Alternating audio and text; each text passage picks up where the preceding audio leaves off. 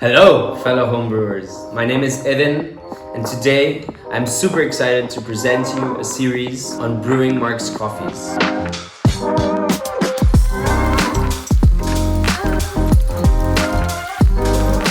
In this series, we hope to offer you a stepping stone into home brewing culture and help you brew our coffee to its full potential. Let's get to the brewing.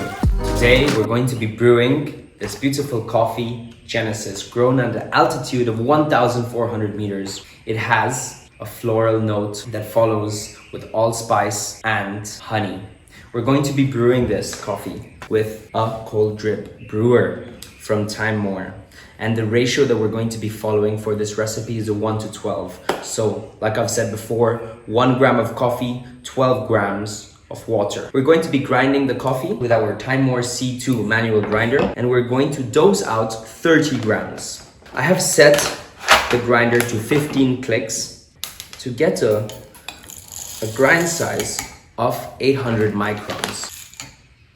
We're going to be brewing this for some 12 hours, but if you do wish to extract it for longer, you can always reduce the flow. Now, let's get to our grinding. And with this recipe, we're going to be using water at room temperature.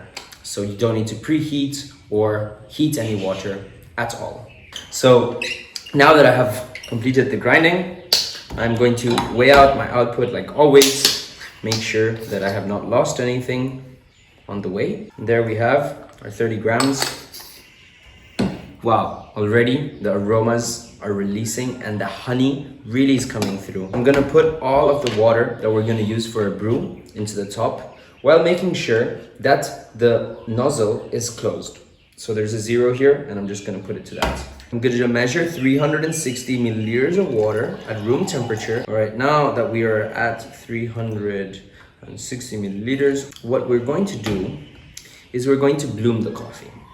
So let's say if I was to just let the tap on and let all the water run through, the coffee would absorb the water and make a volcano effect and disrupt the brew. So what we have to do is slowly saturate the coffee sitting in this by slowly dropping water into it and letting it bloom.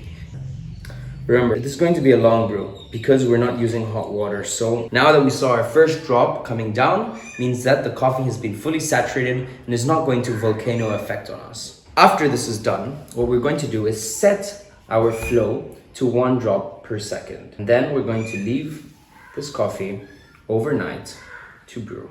So as you can see here, every second we get 1 drop of water. And now we put this on top.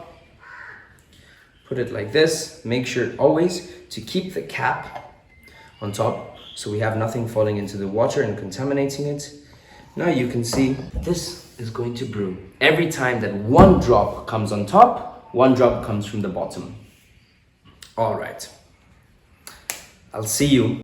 It's been 17 hours. We're going to go get our cold drip and taste it.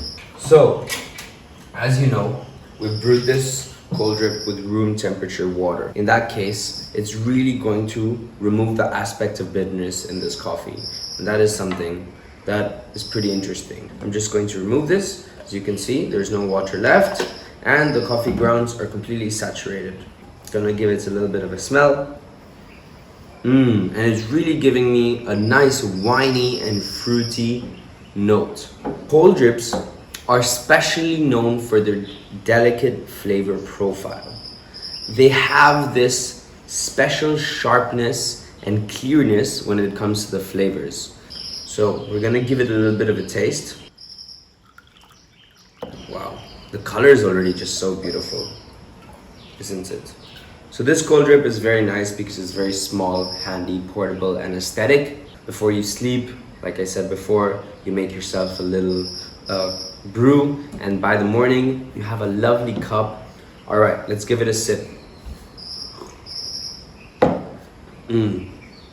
Wow, clearly I'm getting a very silky mouthfeel, so that's a very positive attribute. I'm really getting the honey that pierces through, and then the floral note really lingers in my mouth as an aftertaste, and that is something that is very, very good.